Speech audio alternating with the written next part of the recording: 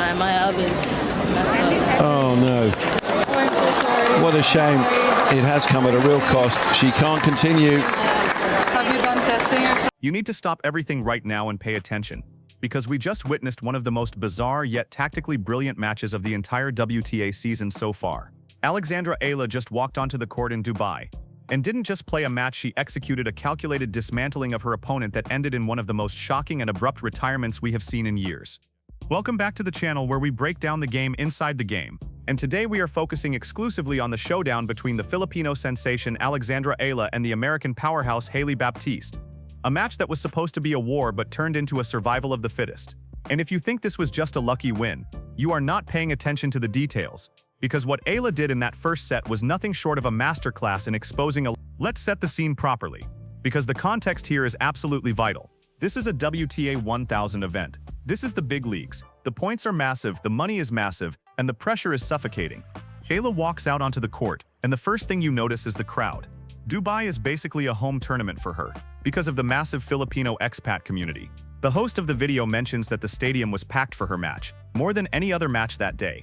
Think about the pressure that puts on a young player. Thousands of people screaming your name expecting you to win. Most teenagers would crumble under that weight, but Eala used it as fuel. She didn't look nervous, she looked locked in, and that mental fortitude is the first sign that she is ready for the next level. Now let's get into the tactical warfare, because this is where Eala won the match before Baptiste even retired. Hailey Baptiste is known for her heavy hitting. She has a massive forehand and a big first serve, but she has a glaring weakness, and that is her movement and her second serve. Eala and her coaching team clearly did their homework, because from the very first point, Eala had one goal and one goal only: attack the second serve. The host of the video uses the word mauled to describe what Eala was doing to Baptiste's second serve, and he is 100% right. Every time Baptiste missed a first serve, you could see Eala step inside the baseline, her eyes lit up, and she punished the ball. She didn't just put it back in play, she ripped returns deep to the corners, forcing Baptiste to scramble immediately. There was a specific moment in the match at 4-3 in the first set where this strategy completely broke Baptiste. Baptiste missed a first serve, and Eala crushed a return winner. Then Baptiste missed another first serve, and Eala forced an error. It was relentless. It was suffocating. And you could see the body language of Baptiste change. She started rushing. She started overhitting. And she started panicking because she knew that if she didn't land that first serve, she was going to lose the point. Eala took away her safety net. She made Baptiste feel like she was walking on a tightrope without a harness. And that kind of psychological pressure is what leads to physical breakdowns.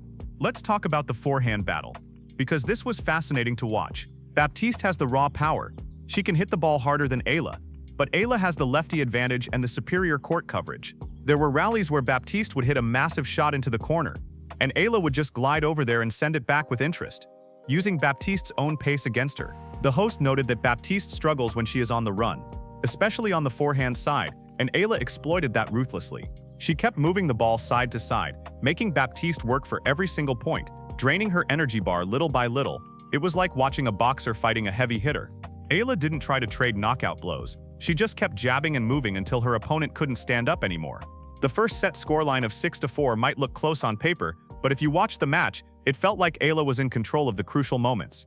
She converted 2 out of her 3 breakpoint opportunities, which is elite efficiency. When she had the chance to kill the set, she didn't hesitate. She hit a forehand cross-court winner on set point. That was absolute poetry. It painted the line and left Baptiste standing there watching. That shot was a statement, it said. I am not here to participate.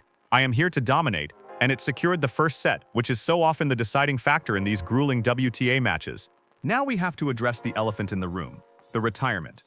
The match ended in the most anticlimactic way possible. Baptiste just walked to the net and shook hands. No medical timeout, no trainer on the court for 20 minutes, just I'm done. The confusion on the commentary stream was palpable. The host was screaming what the hell just happened, and honestly we were all thinking the same thing. But as the dust settled, it was revealed that Baptiste was suffering from an abdominal injury. Now let's connect the dots here. Remember how Eala was attacking the serve? Remember how Baptiste was struggling to land her first serve? An abdominal injury makes it incredibly painful to serve. It creates a hitch in your motion. It kills your velocity. So in a way, Eala's strategy of attacking the serve actually exacerbated the injury by forcing Baptiste to hit more second serves. By making her reach and stretch for returns, Eala put more stress on that injured area. It is a brutal sport. Tennis is gladiatorial in that way. If you smell blood, You attack the wound, and Eala, whether she knew about the injury or not, played the perfect game plan to exploit a physically compromised opponent. Baptiste retired because she knew she had zero chance of winning that match without a serve. Eala had taken away her only weapon and left her defenseless. I want to give credit to Alexandra Eala's focus here, because it is very easy to get distracted when your opponent is struggling. When you see someone wincing or moving slow, you can lose your own rhythm. You can start playing down to their level. But Eala stayed the course. She kept hitting her spots, she kept moving her feet, and she kept the intensity high. She didn't give Baptiste a single inch of breathing room to perhaps recover or catch a second wind. That is the killer instinct that we have been waiting to see from her. In the past, she might have led opponents back into matches, but in Dubai she slammed the door shut and locked it. Let's also talk about what this win means for her ranking and her career trajectory. Getting a win at a WTA 1000 event is massive. These are the tournaments that define your season. By advancing to the second round, she secures valuable points that will push her closer to the top 100, closer to direct entry into Grand Slams, and closer to being a household name globally, not just in the Philippines. Every win at this level validates the work she has been putting in at the Rafa Nadal Academy. It validates the sacrifices her family has made, and it proves that she belongs on the court with the best players in the world. The host of the video made an interesting comparison regarding Eala's next opponent, Jasmine Paolini, noting that Paolini is a similar player to Osorio, who Eala has struggled against. But here is the difference. Eala is coming off a short match. She played one set and a bit. She is fresh. She has a full tank of gas. Meanwhile, the rest of the field is grinding through 3-set wars. This retirement from Baptiste is a blessing in disguise. It saves Eala's legs for the much tougher physical battle ahead. She gets to practice, she gets to rest, and she gets to scout her next opponent, while everyone else is sweating it out in the Dubai heat. There is also the narrative of luck that haters might try to use. They might say, oh, she only won because Baptiste retired. Do not listen to that noise. Eala won the first set fair and square. She was up a break in the second set, or effectively in control. She was winning the match on merit. The retirement was just the final surrender. You create your own luck in tennis by being prepared, and by being physically fit. Baptiste came through qualifiers, and her body broke down. Eala was fit, ready, and resilient. Availability is the best ability, and Eala was the better athlete on the day, period. I was particularly impressed by Eala's backhand down the line in this match. It is a shot that is becoming a real weapon for her. The host called out a few winners. She hit off that wing and it opens up the court so well for her. Because she is a lefty, the cross-court forehand is her natural heavy shot. But when she can flatten out that backhand and go down the line, it freezes opponents. Baptiste didn't know which way to lean. She was getting caught flat-footed constantly, and that variety is what separates Eala from the... She has touch, she has angles, and she has the IQ to use them at the right moments. We also have to acknowledge the atmosphere again, because I think it will play a huge role going forward. The home court advantage in Dubai is real. The cheers for every point Eala won were deafening. That kind of energy lifts you up when you are tired. It intimidates the opponent. Baptiste must have felt like she was playing the villain in a movie. Everywhere she looked, there were people rooting against her. Eala embraced that energy. She smiled, she fist-pumped, she engaged with the crowd. She understands that she is an ambassador for her country, and she wears that responsibility with grace. Seeing her celebrate the win, even though it was a retirement, showed her class. She checked on her opponent, but she also acknowledged her fans. So looking at the stats from the first set, Eala's unforced errors were low. Her winner count was healthy, but the most important stat was the breakpoint conversion. Converting 2 out of 3 is championship-level efficiency. Often young players get tight on breakpoints. They try to do too much or they play too passive, hoping for a mistake. Eala played those points with aggression. She took the racket out of Baptiste's hands, and that is the sign of a maturing player. She isn't waiting for you to lose. She is going out there to win. The abdominal injury for Baptiste is unfortunate, and we wish her a speedy recovery because she is a talented player with a bright future. But tennis is a brutal game of attrition.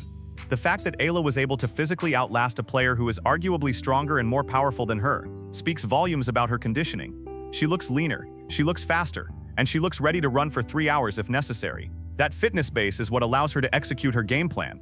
You can't hit precise shots if your legs are heavy, and Eala's legs looked light and explosive all match long. So to wrap up this specific encounter, it was a victory of strategy over power, a victory of fitness over fatigue, and a victory of mental toughness over frustration. Alexandra Eala walked into the lion's den and came out without a scratch.